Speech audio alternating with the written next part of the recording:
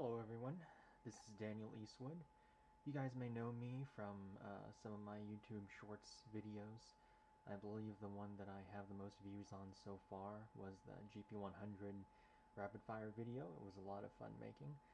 But I'm going to start doing some firearm related videos, and this is going to be the first review in a way. And it's going to be about one of my favorite pistols of all time. By far my most preferred platform and the pistol I shoot most often. I have a lot of deep connection to this pistol. It's been with me for a while, and the platform in general. I started shooting with the 1911 platform. So we're going to go over that real quick. This is a Rock Island Armory 45 ACP 1911, even though it doesn't look like it necessarily because it has been refinished significantly and upgraded a whole lot. The trigger pull, we are clear, the trigger pull on this guy is right at about 3.5 pounds, so it's absolutely sweet. And then reset right there. This is a sweet, sweet pistol, and it's also the first 45 caliber pistol that I ever owned. I remember the day that I went into the store and bought it. I went to Georgia Gun Club here near Buford, Georgia at the time, and this was the very first 45 ACP pistol that I purchased. The first pistol I ever purchased for myself was also a 1911. It was a Rock Island 9mm full-size Spark Rise finish basic one. But this pistol means a lot to me, though. I remember the first time I ever shot a 1911, I thought it was going to recoil like a truck. And it wasn't the most pleasant thing the first time that I shot a 45. The first 45 I ever shot, it was a rental gun, and it was a Dan Wesson, I believe. It was a rental gun at Georgia Gun Club, and I shot some steel case, just crap Tula ammo, I think, at the time. And the thing recoiled like an absolute truck, and I didn't really like that one. For some reason, I don't know if it's just because I purchased this particular pistol, and so I have an intimate connection with it, but I genuinely adore this pistol, and the recoil on is not nearly as bad as the Dan Wesson, in my opinion, or maybe I've just gotten used to getting my hands battered by 45 ACP. You can kind of see I have a little bit of a callus on my right hand from shooting it. Really nothing much, but still kind of helps absorb some of the power of this absolutely devastating military cartridge, right?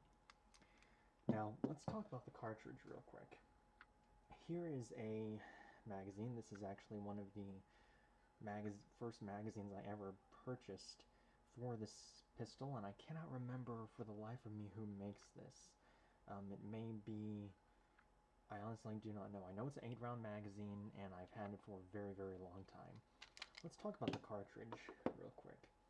So, the 45 Auto, or 45 ACP, it was developed in the early 1900s, and it was developed because the 38 long Colt revolvers that were being used in the Philippine-American War weren't really up to par. They weren't very good at stopping charging Moro warriors who were hyped up on drugs, and with various analgesic effects that would dull their pain to the point where they would take 6 shots with a 38 revolver and keep going.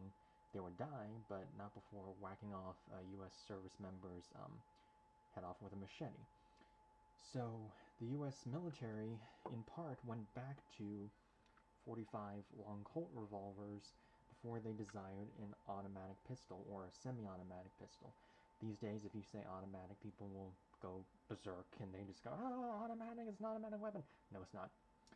Back in the day, this was referred to as an auto or an auto-loading pistol, meaning that after each shot,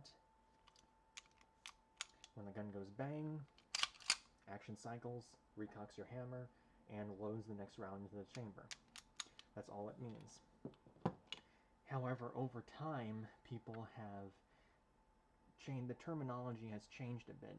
Back then, autoloader or automatic just referred to a pistol like this, or a rifle with a self-loading action. Nowadays, people just refer to as full auto as automatics, but that's a whole other situation in itself. Back to this cartridge, though. The vast majority of standard ball 45 ACP, I believe the military load was a 230 grain ball round, very similar to this. Actually, this is a 230 grain ball, and it's going at, I believe, anywhere from like 825 to 850 feet per second. Very, very slow round. By contrast, a 9mm Luger, 9mm Parabellum is usually about 1100 or so. However, the amount of weight that this projectile is carrying is what causes the damage to the target. It's not trying to achieve damage through necessarily penetration and speed. It's trying to create damage through the sheer thud of hitting the target. And it tends to work fairly well. There was a fairly controversial, but still some people look at it. It was called the Taylor Knockdown Index. Can't remember the formula off the top of my head, but it's a way to measure the stopping power or knockdown power of certain rounds, and it placed a very high value on bullet weight as opposed to velocity. Some people discredit that, some people still believe in it. I'm sort of indifferent to it, but I do think it's an interesting point of reference just to think about, you know, the way that they used to think back in the day before a lot of modern ballistics came about. But don't get me wrong, though, the 45 ACP is still a very potent cartridge, and even with ball ammunition, I mean, they used in the US military from 1911 to 1985, so not really concerned about stopping power there. Even with a ball round, this cartridge is still very effective. So what are some of the reasons why I love the 45 ACP 1911, or just the 1911 in general? There's a few reasons, some of which most people already talk about on the internet all the time. The first and most obvious one being what I mentioned before, the trigger pull. Good God. That trigger pull is absolutely incredible. And one of the reasons for it is, unlike a lot of other pistols where there is a pivot point here, the 1911 is a straight pullback. And so that means that you are less likely to pull the shot off target by dipping down because it's just a straight pull. The other major advantage to having this sort of system is with 1911s, there's a very, very short bit of play there, and then after the pistol discharges, the reset is extremely short on 1911 pattern pistols. Some of them are better than others. I have a TSOS tanker model that is fairly bad as far as the trigger pull goes. I'll definitely be working on that in the future. But for the most part, 1911 triggers are pretty darn good. Even the stock ones are about 4.5 pounds.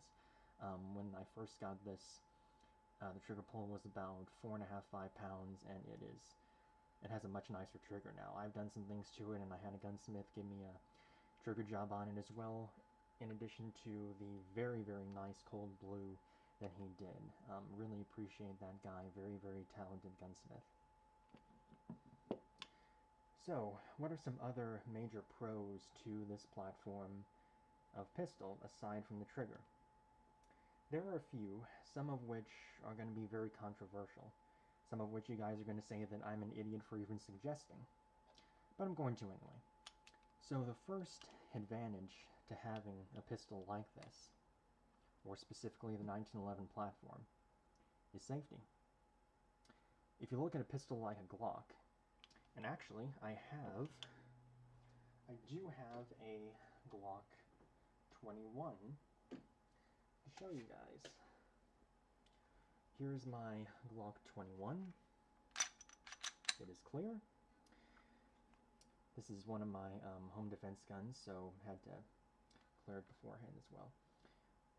If you look at something like a Glock or an M&P or the majority of modern striker-fired pistols. Where's the safety on this darn thing? Most people, most experts, if you ask them that question, they'll tell you, oh, it hasn't, oh, you don't have to worry about that. It's an internal safety. Or you don't have to worry about it. You have this little dingus on the trigger. I don't give a crap about this dingus on this trigger. The only thing the trigger dingus does is if you were to drop the thing, in theory, see, I'm not depressing the trigger dingus, it would not pull the trigger. The problem with that is, again, you have no manual safety, you don't have anything else preventing the gun from going off. If you hand this to individuals who are not properly trained, inexperienced, have limited training, or they simply have nerves, as the majority of everyday citizens do, if they draw this out of their holster onto a bad guy, for example, and if their finger is on the trigger, which, by the way, I have handed unloaded pistols to family members, friends, people I know, and all the ones who have never handled a firearm before, the first thing they do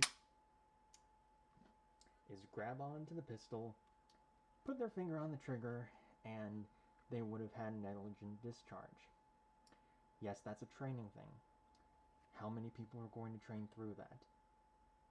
That's the problem. I'm not saying you can't, but a lot of people will not train past that. For some of those people, a double-action revolver is preferable. Don't have as much maintenance.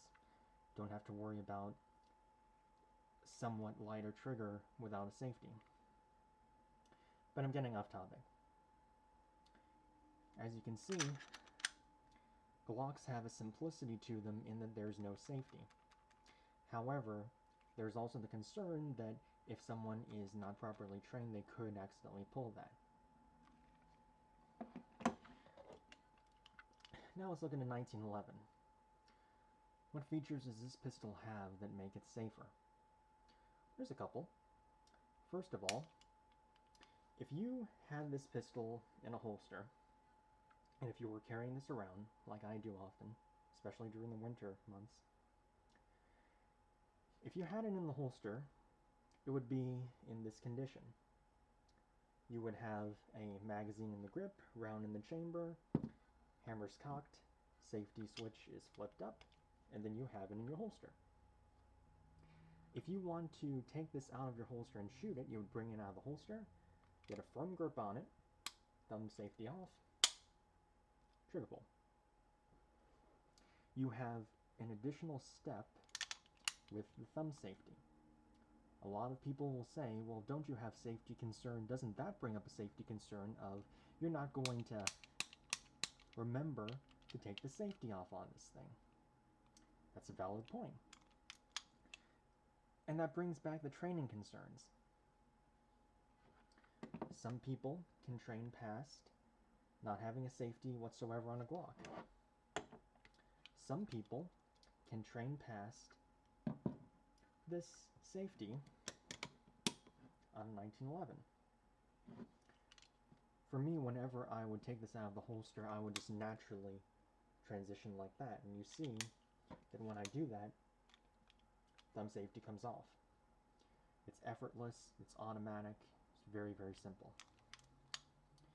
And with minimal training, in fact, if you practice the way that you're taught to hold a pistol these days, with the thumb's forward grip, you naturally will take the safety off.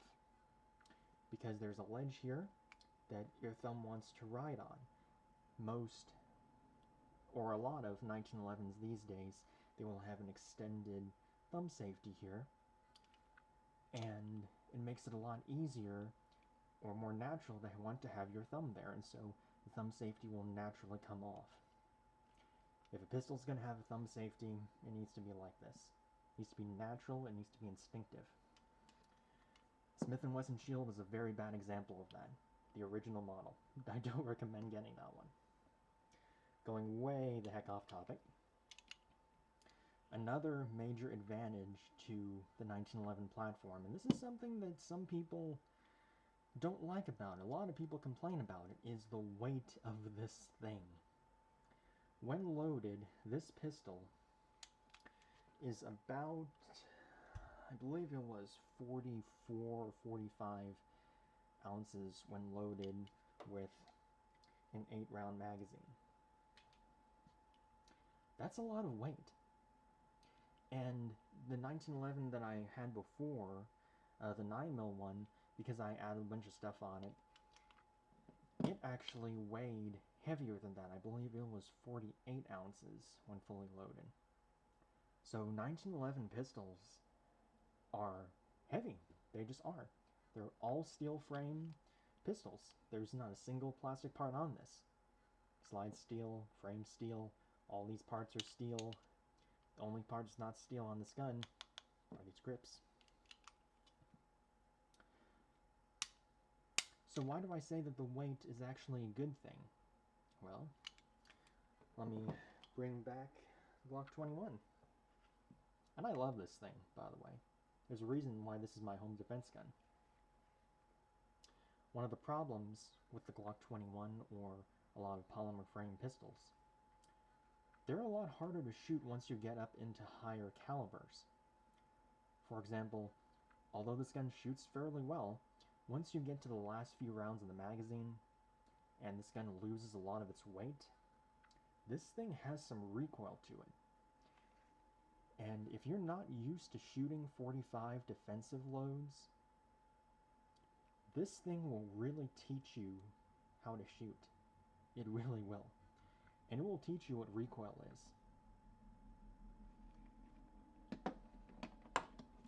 So having the significantly heavier weight of a pistol like a 1911 helps to tame some of that recoil and muzzle flip from the cartridge, especially in 10mm. A friend of mine, he purchased a Ruger 1911 chambered in 10mm, and we shot it together, and I could barely tell a difference between the Ruger in 10mm and this 45. A lot of people think the weight is a disadvantage. I don't see it that way, especially in higher caliber cartridges. There's a reason why people will shoot things like 460 Roland out of this, or 50 GI, or just some ridiculous calibers in this. Yes, they make those. Yes, you're able to shoot some of those in the Glock platform as well. I do not ever intend to shoot a 460 Roland in a darn Glock 21. It's not going to happen. Another major advantage of the 1911 when it comes to carryability, when it comes to the ability to carry it relatively comfortably, is the shape of it. Bring out the poor old Glock 21 again, beating the crap out of this poor thing. Look at the thickness of these two pistols. Same caliber, but just look at how much thinner the 45 slide is than the Glock 21. And yes, I know the Glock 41 has a thinner slide, but still, this is an absolute ham planet of a slide on this thing. It's huge. The 1911 with the single stack magazine in its classic configuration is about as thin of a 45 caliber pistol as you're going to get.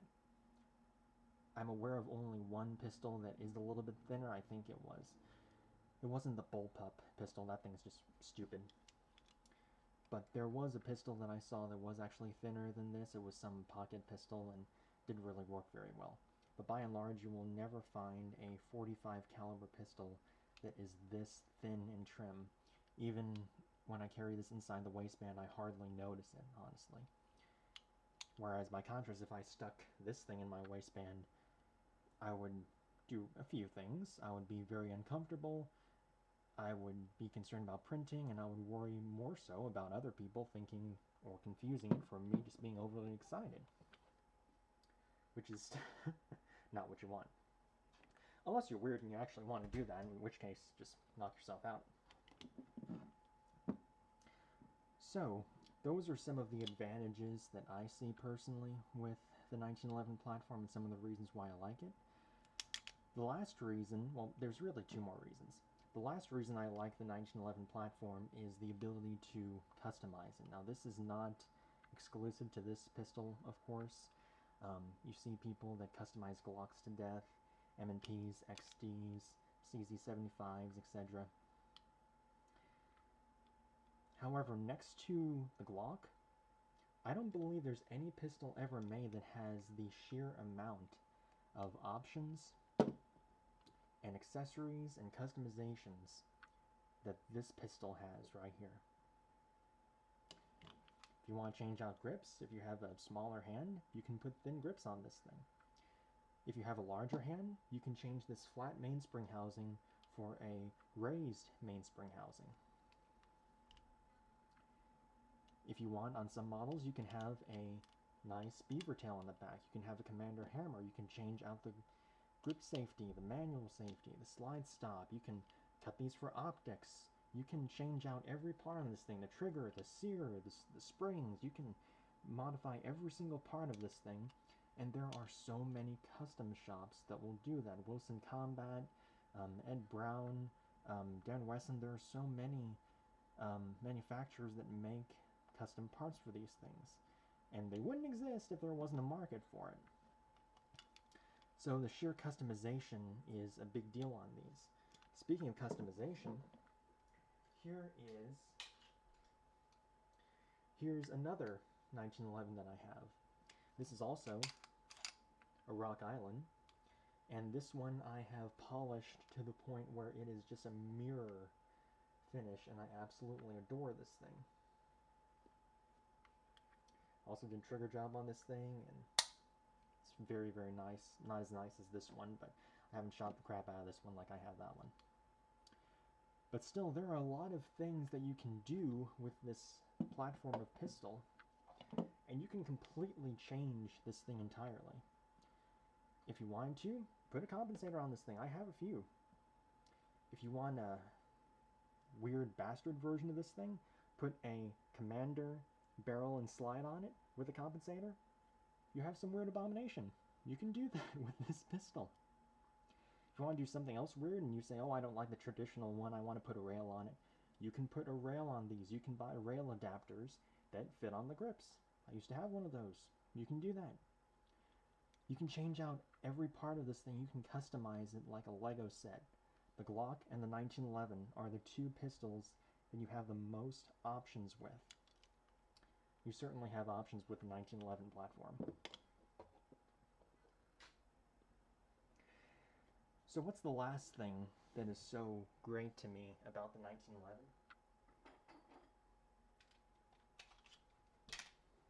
It's quite simply the history behind it. Here is a World War II era 1911. This is a old Remington Rand 1911. It was made in 1943, and it served in the Pacific Theater. This pistol could have possibly saved the life of the U.S. serviceman, the GI who was issued it. This pistol, and pistols like it, were used in the U.S. military from 1911 to 1985, and in the U.S. Marine Corps the entire way up until only the past few years when they adopted the Glock 19. The 1911 has a ridiculously long history in America. And for such an old design, you would think it would have fizzled out by now. But the question remains, why do people still like this darn thing? It only has 7 or 8 rounds in the magazine. This is a low pressure, low velocity, heavy round. The pistol itself is very, very heavy. It's a single action only, so you have to cock the hammer and have the safety on if you want to carry this darn thing. Why do people still love this platform so much?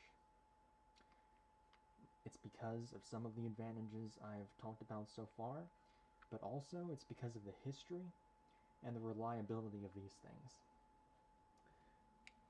While we're on that subject, I want to address reliability just briefly.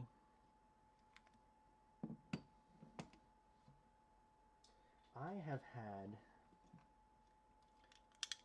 had this 1911 for almost 2 years now.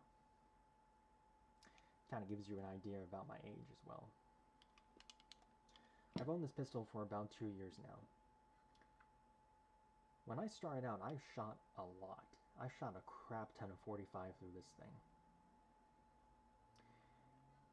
I would get cases and cases and cases of Defender munitions, 230 grain ball, and I would blast away with this thing. That's how I learned how to shoot. In the thousands of rounds that I have fired through this pistol, in the countless times that I've taken it to the range, the countless times that I've inserted a magazine, slingshotted the slide on this thing, and depended on it to go off in a match, at Outlaw League, things like that. The total number of malfunctions I have had with this pistol, 0. I have never had an issue with this pistol.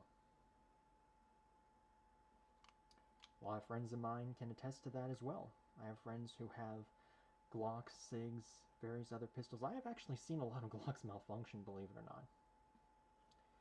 And each time they would kind of laugh at me like, oh, you're using an old pistol and it has basically no sights on the darn thing. How on earth are you shooting that thing? It's old. It's over 100 years old. Single stack magazine. You have to reload all day. But here's the thing. They're 320s. They're Glocks. I have seen Smith & Wessons also. I've seen them have some reliability issues, especially in the competition world. Never had an issue with this pistol. If I had to bet my life on a handgun, this would be it.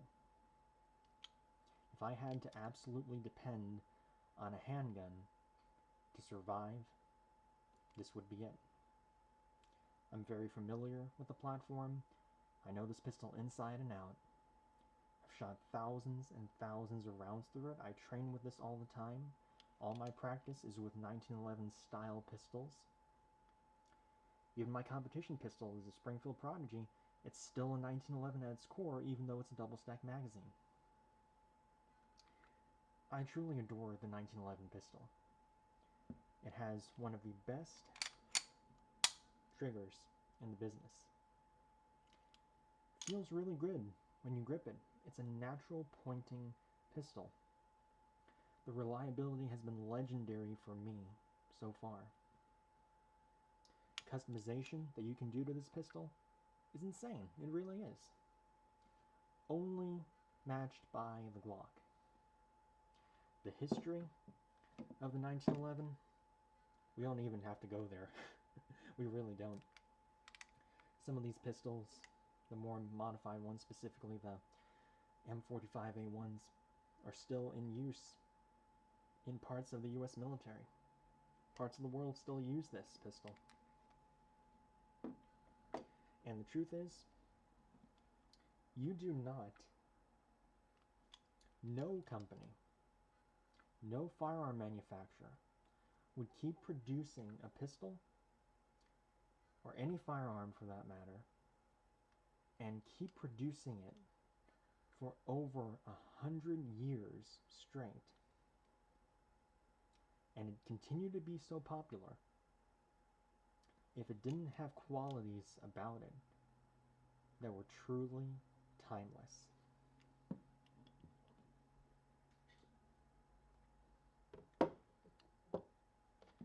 There is honestly something special about these pistols to me. The 1911, along with the Single Action Army, Colts, along with old pump action shotguns and old lever action rifles, old muskets, flintlock muskets. These pistols have soul to them. They are all steel pistols. Some parts on them have to be hand fit, that's true. Tolerances are not great on these things. I don't know if you can hear that, but this old Remington Rand rattles like a maraca when you shake it. These two also rattle a little bit, not as much, but still they rattle a bit. But what they may lack in all the perfect refinements of some modern pistols, some Gucci pistols, they more than make up for in being reliable, rugged, relatively simple to operate, safe, extremely shootable, even with almost non-existent sights on these things. And if you put the time and effort into shooting a 1911 pistol and learning the platform, you'll start to appreciate why this pistol is still around today and why in some circles it's more popular than ever. So, I hope you enjoyed the video of me explaining some of the reasons why I love the 1911 platform. And if you agree with me, hit the like button. If you disagree with me, please let me know. I want to hear from you. I want to talk to people in the comments about this pistol and everything to do with it. Please like, share, and subscribe. This is Daniel Eastwood, and I will see you next time.